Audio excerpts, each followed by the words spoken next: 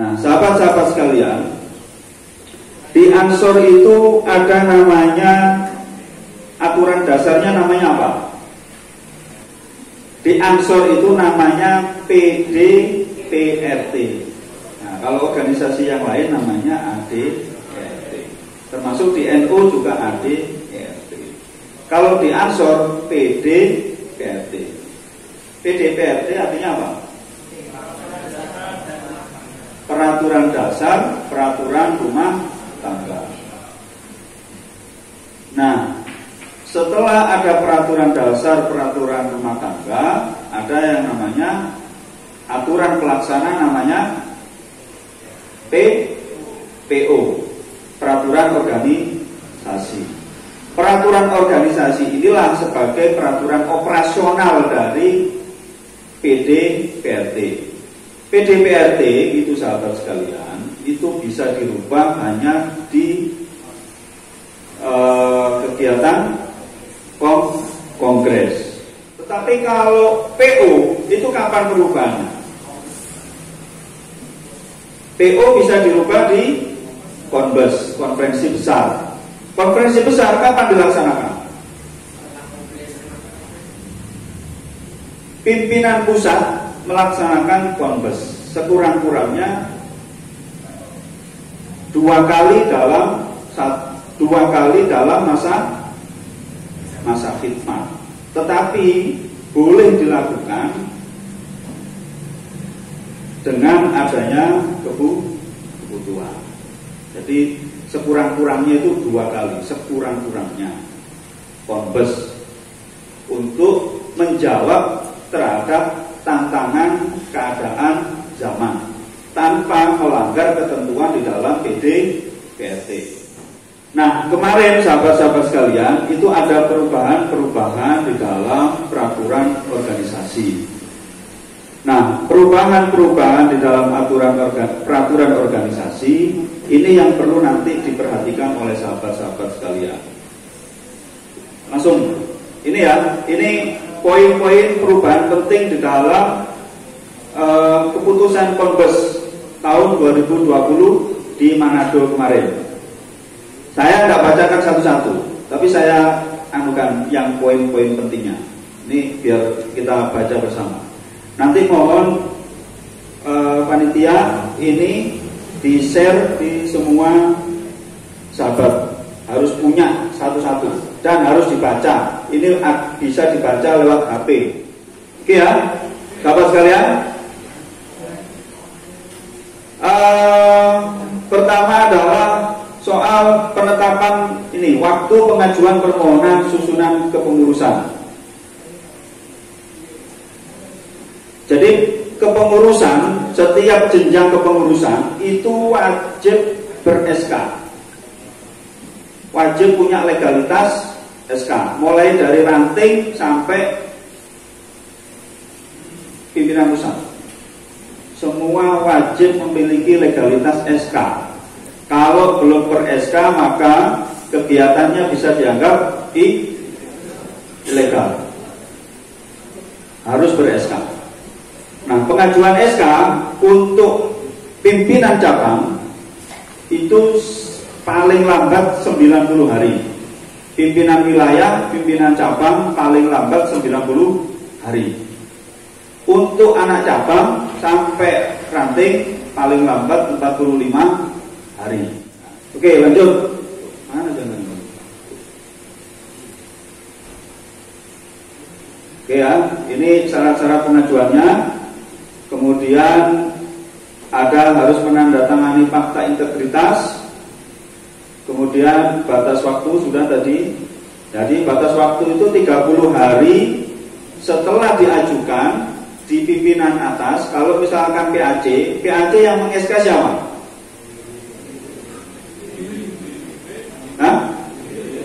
Pimpinan wilayah. Diajukan dengan rekomendasi dari pimpinan cabang. Kalau ranting yang meng-SK pimpinan cabang atas rekomendasi dari pimpinan anak cabang. Kemudian untuk syarat kepengurusan Syarat kepengurusan adalah maksimal usia seorang menjadi pengurus itu maksimal usia 40 tahun.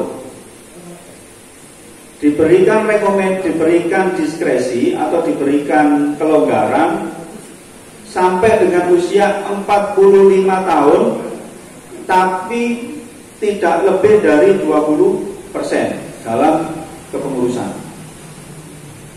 Jadi kalau ada calon pengurus usia di atas 45 itu sudah tidak boleh. Pengurus, kalau ketua maksimal usia sebelum 41 tahun. Kenapa itu dilakukan begitu? Karena kita ini butuh yang namanya kaderisasi. Regenerasi terus berjalan.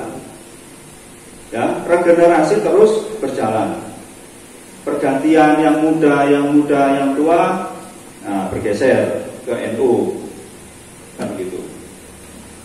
Ya, kemudian ya ini pembekuan. Kalau nanti akreditasinya D, maka kepengurusan bisa dibekukan. Peraturan organisasi tentang tata cara pergantian pengurus antar waktu dan pelimpahan fungsi jabatan. Lanjut. Nah ini sahabat. Jadi ada pergantian kepengurusan itu didasari dengan beberapa alasan.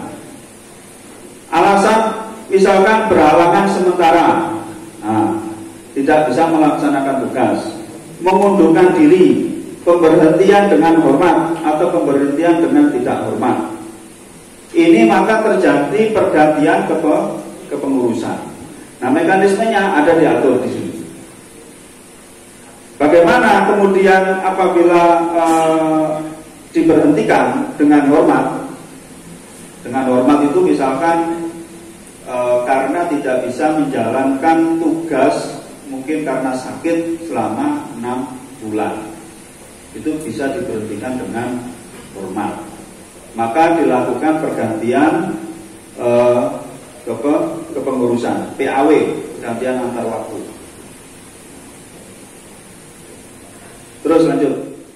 Kemudian pengesahan susunan kepengurusan antar waktu itu diajukan kepada pimpinan yang mengeluarkan SK disertai dengan rekomendasi dari pimpinan di atasnya. Jadi sama, tapi posisinya harus masa ininya masih masa khidmatnya itu masih ada.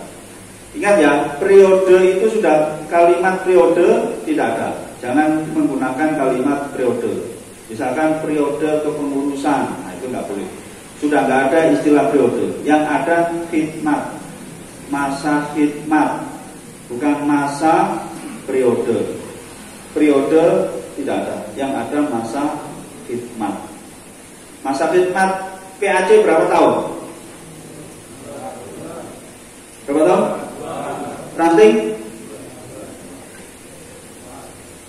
Ranting dan PAC masing-masing 2 tahun.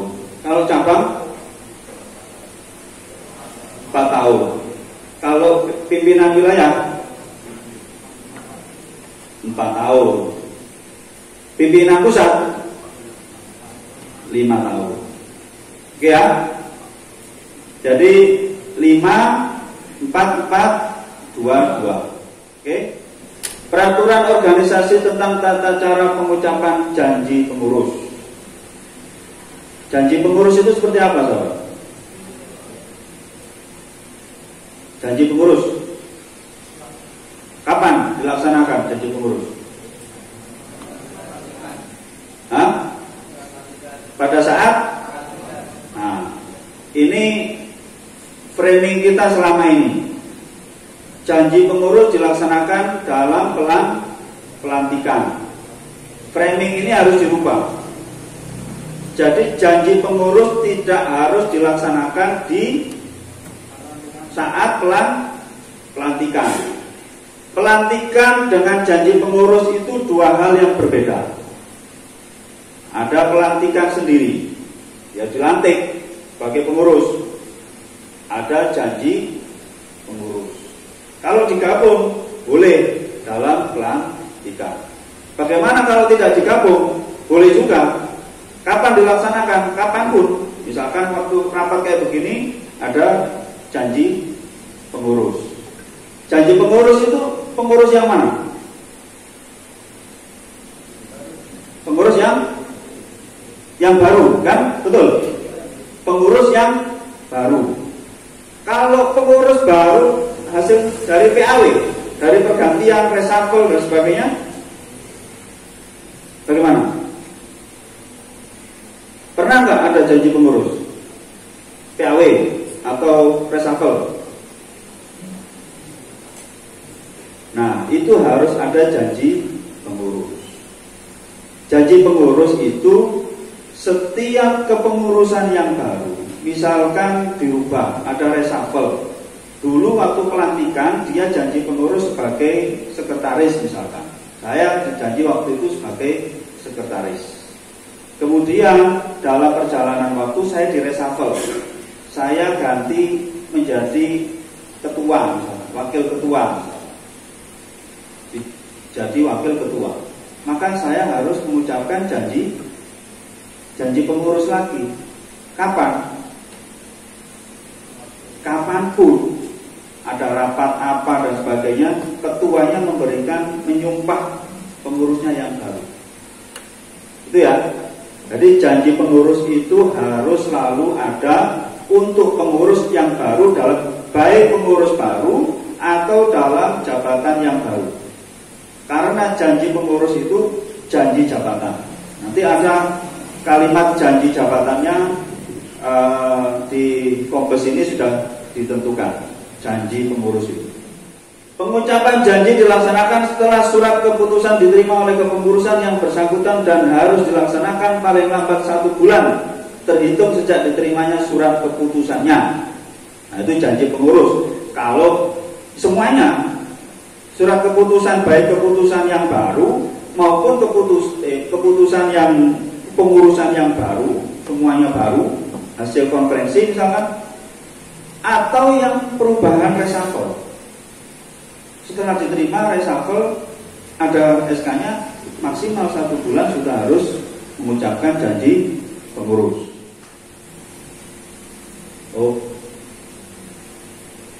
Persyaratan menjadi ketua. Nah ini ya, yang tadi saya bilang, usia 40 tahun, maksimal 45 tahun, tidak lebih dari 20%. Kemudian calon ketua itu bisa dipilih sesuai dengan masa khidmat sekurang-kurangnya 3 tahun. 3 tahun berkhidmat di organisasi dan dibuktikan dengan SK. SK-nya itu berakhir paling lama 2 tahun terakhir. Persyaratan sebagai Satkornas, Satkorwil, Satkorcap, Satkoryon dan Satkorkel harus tercatat sebagai pengurus harian. Terus kemudian Majelis Dzikir, Sholawat dan Rijalul Ansor. Majelis Dzikir, Sholawat dan Rijalul Ansor itu di tingkat cabang sekurang-kurangnya melaksanakan 6 kegiatan PHBI. Ya, 6 kegiatan PHBI, kemudian pengajian rutin dan dirosah. Dirosah pula untuk di tingkat cabang. Dirosah kuliah untuk di tingkat pimpinan wilayah. Dirosah wusto di tingkat wilayah. Dirosah ulia tingkat pimpinan pusat. Anak cabang tidak boleh mengadakan dirosah. Yang bisa melaksanakan dirosah adalah pimpinan cabang. Ini peraturan organisasi tentang lembaga bantuan hukum Ansor. Nah, LBH Ansor itu harus ada di setiap cabang, hanya di cabang, tidak boleh sampai di anak cabang ataupun ranting. LBH Ansor itu sama persis kedudukannya seperti Banser, MDSRA, Banar, LB Ansor. Nah, itu. Kemudian kegiatan pelatihan-pelatihan, ada pelatihan-pelatihan yang formal yang tadi saya sebutkan, ada pelatihan-pelatihan yang khusus kayak Bagana, Balakar, Balatas, Densus 99, Provos, terus Banser Maritim. Nah, ini termasuk pelatihan-pelatihan yang bersifat khusus, gitu ya. PKD dapat diselenggarakan gabungan pimpinan cabang klaster 3. Itu kalau klaster 3 itu bisa melaksanakan. Nah, kita ini bukan klaster 3, kita klaster 1. Ini ya, DTD hanya diperuntukkan bagi PC klaster 3. Nah, klaster 1 tidak boleh melaksanakan DTD, yang tetap PKD sendiri, di Klaster sendiri. Terus ini ya, sertifikat pelatihan cukup mencantumkan nama, tempat, dan tanggal lahir serta kualifikasi akhir. Nah, sertifikat, biasanya sertifikat itu ada yang bertanya, yang tanda tangan siapa? Yang tanda tangan adalah penyelenggara. Kepengurusan adalah yang menyelenggarakan kepengurusan. Misalkan PKD dilaksanakan oleh PAC, ya, maka yang menyelenggarakan adalah PAC yang mana? Ketuanya itu yang tanda tangan. Ketua tanda tangan, mengetahui pimpinan di atasnya yaitu pimpinan cabang. Panitia perlu tanda tangan enggak? Panitia tidak perlu cabang. Biasanya ada yang baper, panitianya pengen tanda tangan. Cari kertas yang lain. Panitia tidak perlu tanda tangan. Termasuk yang mengesahkan adalah instruktur. Nah, PKD kan ada instrukturnya. Masa PKD nggak ada instruktur? Nah, kan ada instrukturnya. Instruktur itu yang menyatakan lulus dan tidak lulus, maka dia harus tanda tangan. PC atau PAC penyelenggara, instruktur mengetahui pimpinan di atasnya. Kalau yang menyelenggarakan kegiatan PKL misalkan, yang mengadakan itu pimpinan cabang, maka yang mengetahui adalah pimpinan wilayah, tanda tangan. Kalau Banser bagaimana? Banser Satkor komandannya tanda tangan. Kalau pelaksanaan di Klatsar berarti Satkorcap tanda tangan. Satkorcap di tingkat cabang, Satkorcapnya yang tanda tangan. Kemudian mengetahui termasuk pelatihnya. Lanjut. Oke ya, laporan-laporan kegiatan harus dilaksanakan. Laporan kegiatan pendidikan pelatihan itu paling lambat 1 bulan setelah kegiatan berakhir harus dibuat. Bentuk laporannya kayak apa? Nanti ada di sistem administrasi, termasuk jumlah anggota yang ikut dan sebagainya. Lanjut. Nah, dalam kondisi luar biasa, status bencana darurat kayak begini, pelatihan bisa dilaksanakan secara virtual. Nah, ini kan COVID nih, itu bisa dilaksanakan secara virtual pelatihannya. Nah, untuk pemateri, virtual itu di pematerinya, ya, pematerinya. Jadi 50% narasumbernya harus ada di tempat, 50%-nya virtual. Nah, tidak boleh semua virtual. Jadi pesertanya di sini semua narasumbernya virtual. Waduh, kawan. Jadi 50%-nya saja. Oke, lanjut. Nah, ini peraturan organisasi tentang akreditasi pimpinan organisasi. Akreditasi, sahabat sekalian, menjadi objek akreditasi itu bukan organisasi Ansor, namun pimpinan Ansor di tingkat masing-masing. Jadi yang diakreditasi itu bukan organisasinya, tapi pimpinannya, pimpinan dalam organisasi itu. Kenapa kok diakreditasi? Itu menyangkut efektivitas, kinerja, dan tanggung jawab pimpinan organisasi. Oke ya, akreditasi itu untuk menilai pimpinan organisasi. Lanjut. Ini kalau dulu ada komponen-komponen penilaian soal kegiatan kaderisasi, MDSRA, kemudian lembaga keuangan, gitu kan?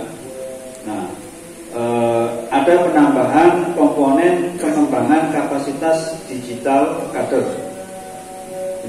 Ini menjadi penilaian. Nanti di setiap PC itu harus mengadakan pelatihan digital.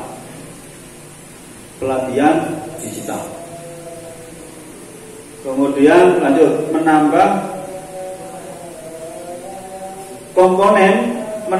komponen organisasi pelaksanaan rapat kerja harian. Jadi rapat kerja harian itu apa? Sahabat. Hari-hari rapat atau bagaimana? Atau setiap hari rapat?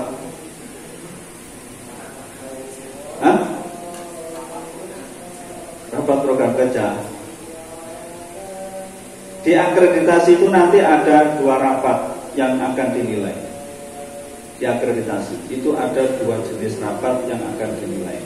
Yang pertama rapat harian. Rapat harian itu rapat pengurus harian.